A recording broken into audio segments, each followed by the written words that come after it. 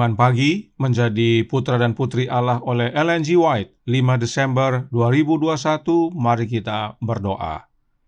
Bapa kami yang di sorga, Allah pencipta langit dan bumi, laut dan segala isinya, Allah yang maha besar, maha kuasa, sumber segalanya, yang kami sembah selalu melalui anak-Mu yang tunggal, Yesus Kristus. Terpujilah Yesus Kristus, anak Allah yang maha tinggi, yang adalah roti dan air hidup bagi kami. Pada pagi hari ini kami bersyukur boleh bangun dan berbakti, dan sebagaimana membaca dan mendengarkan nasihat firman-Mu, kiranya ini menjadi pembaharuan bagi masing-masing kami, agar kami menjadi tenang, agar dapat berdoa. Beserta kami sepanjang perbaktian ini, kehendak-Mu yang jadi. Ampun kami akan dosa dan salah, karena kami berdoa hanya dalam nama anak Allah yang tunggal, Yesus Kristus, yang adalah Tuhan dan Juru Selamat kami. Amin. Renungan hari ini akan dibacakan oleh Saudara Yansen Siregar. Silakan Saudara Yansen. Selamat pagi. Renungan pagi kita tanggal 5 Desember 2021 berjudul Jadilah Tenang Supaya Kamu Dapat Berdoa. Ayat inti tertulis dalam 1 Petrus 4 ayat 7. Kesudahan segala sesuatu sudah dekat. Karena itu kuasailah dirimu dan jadilah tenang supaya kamu dapat berdoa. Nasihat kepada Israel modern saat ini adalah kesudahan segala sesuatu sudah dekat.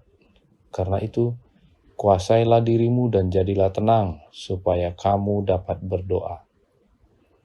Doronglah juga semua orang muda agar berpikiran tenang atau sadar diri. Dalam segala hal hendaklah engkau sendiri menunjukkan teladan perbuatan yang baik. Dalam pengajaranmu, tunjukkanlah yang benar, serius, tulus dengan ucapan yang baik, sehingga engkau tidak dapat dipersalahkan.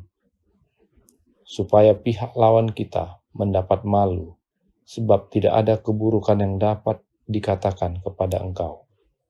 Dan doronglah semua hamba menurut kepada tuannya, dan untuk menyenangkan mereka dalam segala hal, tidak melawan kata-katanya kembali, dan tidak mencuri, melainkan menunjukkan kesetiaan yang sempurna, supaya di dalam segala hal mereka menjadi satu perhiasan bagi pengajaran Allah, Juru Selamat kita. Lawanlah musuh itu, janganlah tergoda oleh segala daya tariknya yang membesar-besarkan dan segala pertunjukannya. Adalah suatu pekerjaan bagi agen manusia agar menjadi kuat, bukan dalam kekuatannya yang fana, melainkan di dalam kekuatan Tuhan, di dalam kekuatan kuasa-Nya. Kristus telah berkata, "Di luar Aku, kamu tidak dapat berbuat apa-apa." Resolusi-resolusi yang engkau boleh lakukan dalam kekuatanmu yang fana akan hanya menjadi bagaikan tali-tali di pasir. Tetapi jikalau engkau berdoa dengan tulus, menyerahkan dirimu, jiwa, tubuh, dan roh kepada Allah, engkau sedang memakai segala perlengkapan senjata Allah dan membuka jiwa kepada kebenaran Kristus. Maka hanya ini, kebenaran yang diperhitungkan oleh Kristus, menyanggupkan engkau dapat berdiri melawan segala tipu muslihat iblis. Pekerjaan setiap jiwa adalah menolak musuh dalam kuasa dan kekuatan Tuhan Yesus Kristus. Dan janji itu pun berbunyi bahwa iblis akan lari dari kita. Tetapi hendaklah semuanya menyadari bahwa mereka ada di dalam bahaya dan tidak ada jaminan keselamatan kecuali mereka sesuai dengan teks ayat itu. Tuhan berkata, "Mendekatlah kepada Allah." Bagaimana? Oleh pemeriksaan, tekun akan hatimu sendiri dengan menjadi seperti anak-anak. Dengan sungguh-sungguh dan rendah hati, bergantung pada Allah, memberitahukan kelemahanmu kepada Yesus, dan oleh mengakui segala dosamu. Dengan demikian, engkau boleh mendekat kepada Allah dan Dia akan mendekat kepadamu. Terima kasih, Tuhan Yesus memberkati. Terima kasih atas penatelayanan Saudara Yansen. Tuhan Yesus memberkati. Selamat pagi, saudaraku dalam Tuhan. Tema kecil dalam beberapa hari ini adalah apa yang harus dibuat untuk bersedia ketika Kristus datang. Kemarin kita sudah dinasihatkan agar menjadi pohon yang ditanam di tepi aliran air, yaitu dengan menerima Kristus tinggal dalam hati kita. Nah, hari ini kita dinasihatkan untuk menjadi tenang, supaya kita dapat berdoa, sebab kesudahan segala sesuatu sudah dekat. Mengapa perlu tenang dan berdoa? Renungan hari ini berkata dalam Menjadi Putra dan Putri Allah halaman 358 paragraf pertama, berbunyi, "Lawanlah musuh itu, janganlah tergoda oleh segala daya tariknya yang membesar-besarkan dan segala pertunjukannya." Inilah salah satu alasan mengapa kita dinasihatkan untuk menjadi tenang, supaya kita dapat berdoa. Sebab ada musuh di hadapan kita dengan segala daya tariknya dan pertunjukannya yang menggoda. Namun, mengapa Roh Nubuat menasihatkan akan hal ini? Serta apa hubungannya dengan menjadi tenang agar dapat berdoa? Renungan hari ini diambil dari artikel dalam The Youth Instructor yang berbicara tentang Yosua dan Akan dalam peristiwa penyerangan kota Yerusalem. Pertama, mari kita lihat Yosua, apakah yang dia lakukan sebelum penyerangan. Kita baca dalam The Youth Instructor Februari 8 tahun 1894 paragraf pertama yang menjelaskan, mari kita baca catatannya. Ketika Yosua dekat Yeriko, ia melayangkan pandangnya. Dilihatnya seorang laki-laki berdiri di depannya dengan pedang terhunus di tangannya. Yosua mendekatinya dan bertanya kepadanya, "Kawankah engkau atau lawan?" Jawabnya, "Bukan, tetapi akulah panglima bala tentara Tuhan. Sekarang aku datang." Lalu sujudlah Yosua dengan mukanya ke tanah, menyembah dan berkata kepadanya, "Apakah yang akan dikatakan Tuanku kepada hambanya ini?" Dan panglima bala tentara Tuhan itu berkata kepada Yosua, "Tanggalkanlah kasutmu dari kakimu, sebab tempat engkau berdiri itu kudus." Dan Yosua berbuat demikian. Kemudian Tuhan mengungkapkan kepadanya rencana pertempuran dan bagaimana kota itu akan dikalahkan oleh kekuatan supernatural. Apakah yang Yosua sedang lakukan dan siapakah panglima bala tentara Tuhan yang bertemu dengan Yosua ini? Kita baca dalam From Eternity Past halaman 346 paragraf 3 yang menyatakan, Yosua melihat bahwa langkah pertama dalam penaklukan Kanaan adalah dengan mengalahkan Yeriko. Saat menarik diri dari perkemahan untuk bermeditasi dan berdoa, ia melihat seorang prajurit bersenjata yang siap memimpin dengan pedang terhunus di tangannya. Terhadap tantangan Yosua, "Kawankah engkau atau lawan?" jawaban diberikan, "Bukan, tetapi akulah panglima bala tentara Tuhan. Sekarang aku datang." Orang asing yang misterius itu adalah Kristus. Dia yang ditinggikan. Terpesona, Yosua jatuh tersungkur dan menyembah, serta mendengar jaminan, "Aku telah menyerahkan Yeriko dan rajanya dan orang-orang perkasa ke dalam tanganmu." Dan ia menerima instruksi untuk merebut kota itu. Jadi saat Yosua hendak mengalahkan Yeriko, dia pergi mengasingkan diri untuk meditasi dan berdoa. Dan saat ia berdoa, datanglah seorang asing yang kemudian diketahui adalah Kristus, Anak Allah. Yosua mengasingkan diri agar mendapatkan ketenangan sehingga dia bisa berdoa kepada Tuhan. Dan Tuhan menjawab doanya dengan mengutus anaknya kepada Yosua yang kemudian menyatakan instruksi dalam merebut kota itu. Apakah hanya instruksi yang diberikan kepada Yosua? Oh, tidak. Spiritual Gifts Volume 4a halaman 64 paragraf 1 berkata, Allah bermaksud menunjukkan kepada bangsa Israel bahwa penaklukan Kanaan tidak boleh dianggap berasal dari mereka. Panglima bala tentara Tuhan yang mengalahkan Yeriko, dia dan para malaikatnya terlibat dalam penaklukan. Kristus memerintahkan tentara sorga untuk merobohkan tembok Yeriko dan mempersiapkan jalan masuk bagi Yosua dan tentara Israel.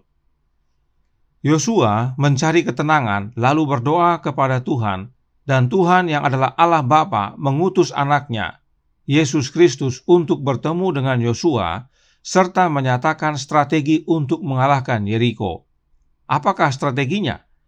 Kristus dan tentara sorga yang lebih dulu mengalahkan dan meruntuhkan Yeriko, lalu baru Israel masuk ke dalam kota. Artinya, yang mengalahkan Yeriko bukanlah Israel, tetapi Yesus Kristus, Anak Allah. Inilah pengalaman Yosua. Dia menjadi tenang agar dapat berdoa, dan dia menerima jawabnya di dalam Anak Allah. Nah, sebelum melakukan penyerangan, Tuhan memberikan instruksi kepada Yosua, yaitu, "Tetapi kamu ini, jagalah dirimu terhadap barang-barang yang dikhususkan untuk dimusnahkan, supaya jangan kamu mengambil sesuatu dari barang-barang yang dikhususkan itu, setelah menghususkannya, dan dengan demikian membawa kemusnahan atas perkemahan orang Israel dan mencelakakannya."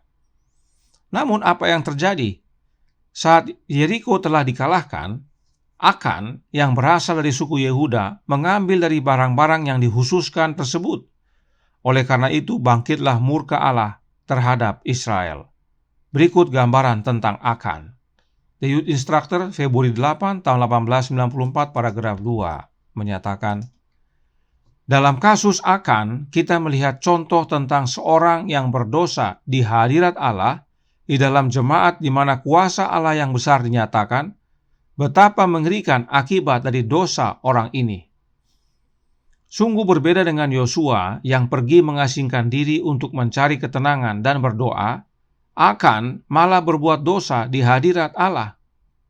Mengapa disebut di hadirat Allah? Karena yang mengalahkan Yeriko adalah Anak Allah itu sendiri, dan sebagaimana pekabaran sebelumnya, di mana saja Anak hadir, maka itu sama dengan kehadiran Allah Bapa. Nah, saat Israel mengalahkan Yeriko, Yesus bersama-sama dengan mereka. Maka artinya hadirat Allah bersama dengan Israel. Tetapi Akan malah berbuat dosa dengan melanggar apa yang Allah Bapa perintahkan. Saat menghadapi godaan, Akan bukannya mencari ketenangan dan berdoa, dia malah tergoda dengan segala daya tarik harta Yeriko. Itu sebabnya dalam renungan hari ini dikatakan menjadi putra dan putri Allah halaman 358 paragraf 2. Kristus telah berkata, di luar aku kamu tidak dapat berbuat apa-apa. Yosua mengambil waktu untuk menjadi tenang lalu berdoa, sebab Yosua tahu bahwa kekuatannya fana, tetapi dalam kekuatan Tuhan ada kemenangan. Yosua memahami makna bahwa di luar Yesus dia tidak dapat berbuat apa-apa. Namun Akan berbeda. Saat menghadapi godaan, Akan tidak mencari waktu untuk tenang dan berdoa. Dan akhirnya dia jatuh, bahkan binasa. Dia dan bersama keluarganya binasa pada akhirnya. Inilah amaran penting bagi kita. Dan perilaku Akan ini bukanlah datang tiba-tiba. The Youth Instructor, Februari 8, tahun 1894, paragraf 2, melanjutkan. Pada masa seperti inilah Akan menunjukkan kelemahan karakternya yang telah dikembangkan dengan mengambil langkah-langkah dalam apa yang dia pikir pelanggaran kecil, dengan mengulangi apa yang dia anggap sebagai dosa kecil. Inilah Akan, saudaraku dalam Tuhan.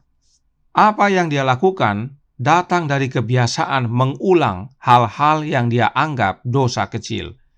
Dia andalkan dirinya sendiri, gantinya menjadi tenang dan berdoa kepada Allah.